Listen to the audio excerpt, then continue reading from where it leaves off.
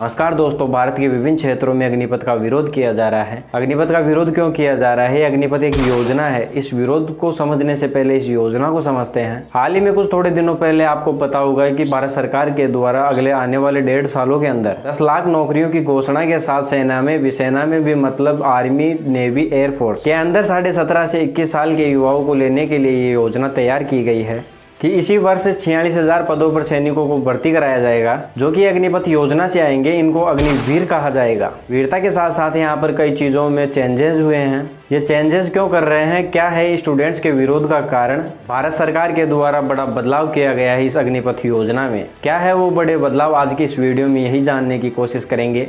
अगर चैनल पर नए हो तो चैनल को सब्सक्राइब जरूर करें। आइए समझते हैं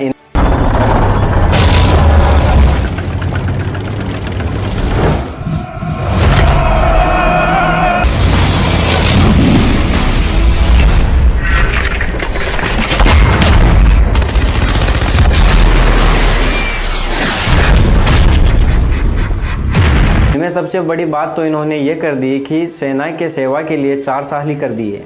यानी कि यहाँ पे जो भी लोग नौकरी करने वाले होंगे वो 4 साल के लिए सेना में सेवा दे सकते हैं। 4 साल के बाद ये लोग रिटायर्ड होंगे तो इनके लिए एक निधि तैयार की गई है। उस निधि के कारण भारत सरकार के द्वारा 11.5 लाख, जिसका मतलब है अग्निवीर कार्पस फंड, इसमें 11.5 लाख दिए जाने की बात की गई है उन रिटायरमेंट वीरों के लिए। और हाँ, सरकार ने यह भी कहा है कि 4 सालों में जो आपकी सैलरी होगी उसका 30% हम काटेंगे। जितना परसेंट हम काटेंगे उतना परसेंट हमारे पास से मिलाकर आपको लास्ट में दे दिए जाएंगे। मतलब पहले तो सरकार ने 4 साल कर दिए और फिर 4 साल में भी ये चूसने का काम करेगी। इस योजना में ऑल इंडिया ऑल क्लास भी होगा। इसका मतलब जैसे कि जो ये रेजिमेंट होते हैं, जैसे राजपूत रेजिमेंट, जाट रेजिमेंट, ये सब नहीं होंगे। ये भेदभाव नहीं किया जाएगा। लेकिन आज के हाल ये है कि देश के कोने कोने में युवा विरोध कर रहे हैं, इसका बहिष्कार किया जाए। आप देख सकते हो कि ये स्टूडेंट्स कैसे विरोध कर रहे हैं।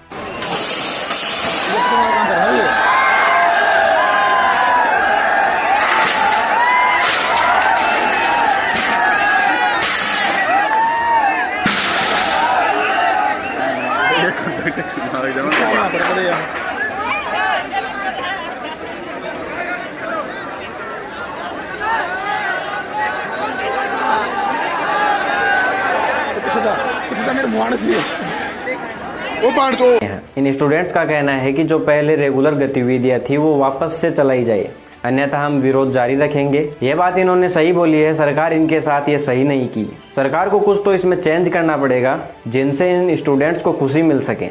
अब बात करते हैं विरोध के कारणों के बारे में। यहाँ पर सबसे पहले इन पे चर्चा की जानी चाहिए कि सरकार ने बोला है कि आने वाले 1.5 सालों में 10 लाख भर्तियां निकाली जाएगी। ये सरकार का दिया हुआ वचन है या वादा, ये तो मेरे को पता नहीं। ये कुछ भी हो सकता है। लेकिन सेना की 2 साल से जो अटकी हुई भर्ती है, जिस सेना की तैयारी में सुबह इतने सारे युवा उठकर 15-15 किलोमीटर की दौड़ लगाते हैं, उनके ख्वाबों का 1 मिनट में चकनाचूर कर दिया। वो जवान जो गरीब घर से आता है फौज में जाने के लिए, उसको सुबह 3-3 बजे उठना पड़ता है दौड़ने के लिए। जब आप लोग कॉलेजों में पार्टियां कर रहे होते हो तो तब वो जवान मेहनत करता होता है। आप लोग खुले ऐशो आराम की जिंदगी जी रहे हो। इसका कारण ये है कि आज तक किसी नेता का बेटा फौज में नहीं गया, आज तक किसी पैसे वाले का बंदा फौज में नहीं गया। अगर जाता तो इस चीज का उनको पता होता। उन नेताओं को क्या पता जो 440 निकालने के लिए 4 साल लग जाते हैं, जिसका खेल खत्म 4 सेकंड में कर दिया उन्होंने। ऐसी योजना बनाना सरकार के लिए सरासर गलत है।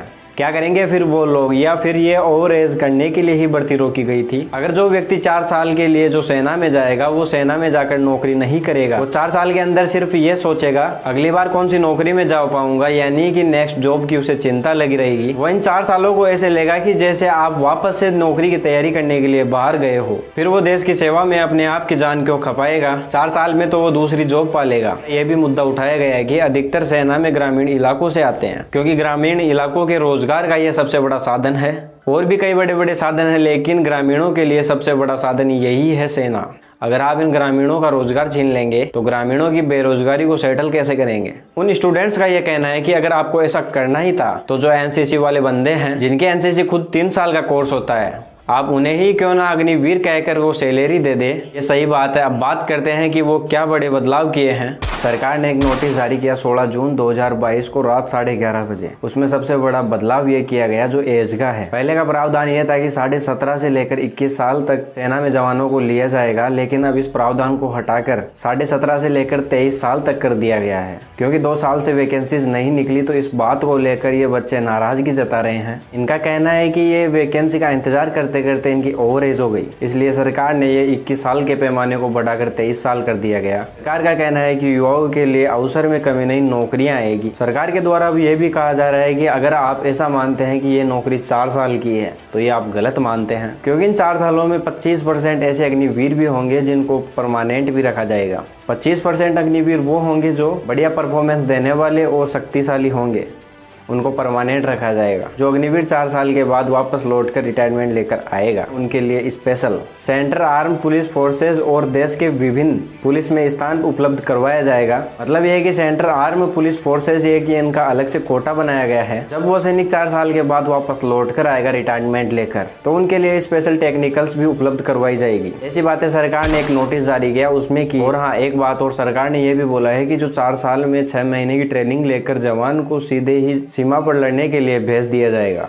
ऐसा नहीं होगा। उनको 6 महीने की ट्रेनिंग के बाद उन अग्निवीरों को सीनियर्स के साथ फील्ड पोस्टिंग पे भेजा जाएगा।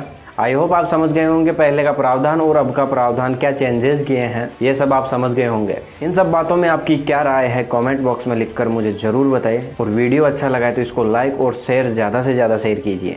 और हाँ, चैनल बने हो तो चैनल को सब्सक्राइब कर बेल आइकन को प्रेस करें। मिलते हैं नेक्स्ट वीडियो में। जय जवान जय किसान।